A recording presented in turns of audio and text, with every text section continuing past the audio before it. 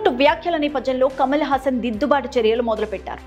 కన్నడ భాషా వివాదంపై Karnataka film chamber లేఖ రాశారు.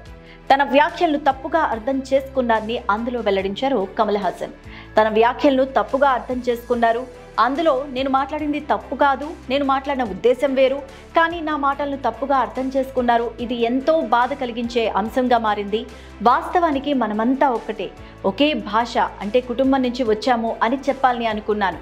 అంతే తప్ప కన్నడ భాషను తక్కువ చేసే ఉద్దేశం నాకైతే లేదు. కన్నడ భాష గొప్పతనం గురించి ఎలాంటి వివాదము చర్చ లేదు. కర్ణాటక ప్రజల పట్ల అత్యంత గౌరవంతో ఉన్నానంటూ ఆ లేఖలో పేర్కొన్నారు. థక్ లైఫ్ ఆడియో ఆవిష్కరణ సభలో దివంగత నటుడు డాక్టర్ రాజ్ కుమార్ కుటుంబం పట్ల, ముఖ్యంగా శివరాజ్ కుమార్ పట్ల నిజమైన ప్రేమతో మాట్లాడారని చెప్పారు. తన వ్యాఖ్యలు వక్రీకరించబడ్డాయన్నారు కమల్ హాసన్. మరి కమల్ హాసన్ వ్యాఖ్యలను ఈసారైనా అర్థం చేసుకుంటారా కన్నడ ప్రజలు అనేది వేచి చూడాలి.